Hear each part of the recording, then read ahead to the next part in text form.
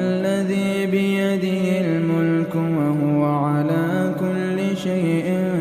قدير الذي خلق الموت والحياة ليبلوكم أيكم أحسن عملا وهو العزيز الغفور الذي خلق 7 سماوات طباقا ما ترى في خلق الرحمن من تفاوت فارجع البصر هل ترى من فطور ثم ارجع البصر كرتين ينقلب إليك البصر خاسئا وهو حسير ولقد زينا السماء الدنيا بمصابيح وجعلناها رجوما للشياطين وأعتدنا لهم عذاب السعير وللذين كفروا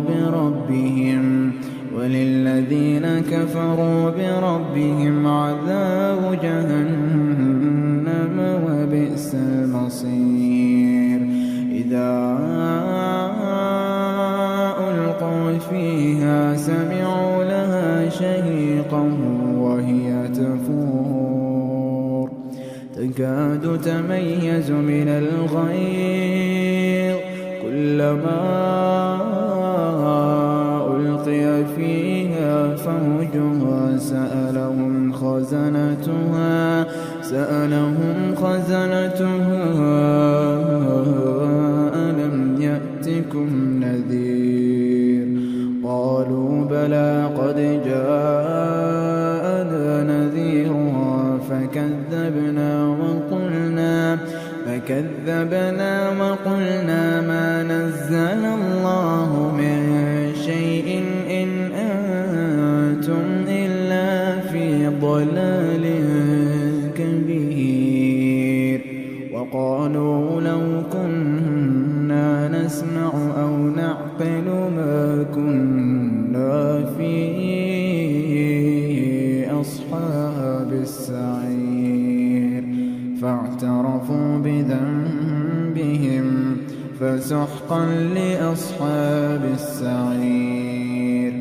إن الذين يخشون ربهم بالغيب لهم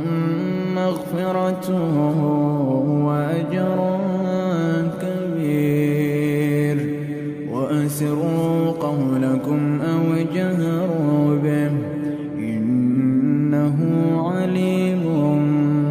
بذات الصدور ألا يعلم من خلق وهو اللطيف الخبير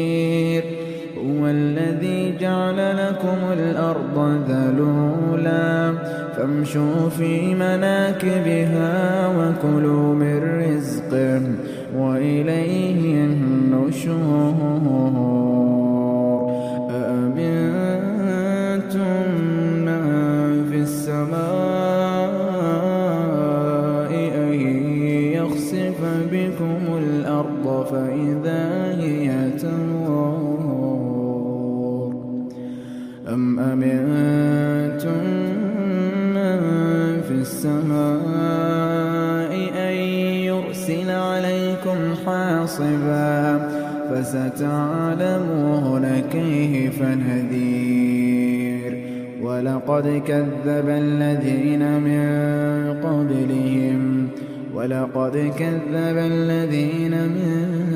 قبلهم فكيف كان نكير أولم يروا إلى الطير فوقهم صافات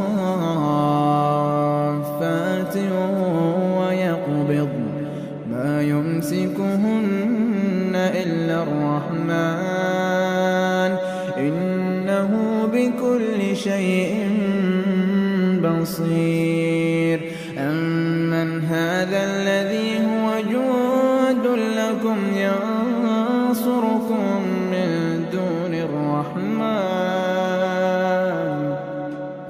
إن الكافرون إلا في غرور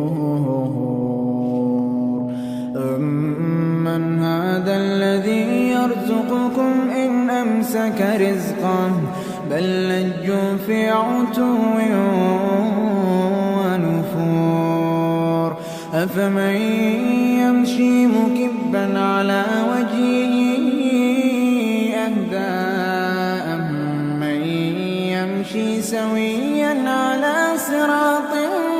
مستقيم قل هو الذي أنشأكم وجعل لكم السمع والأبصار والأفئدة قليلا ما تشكرون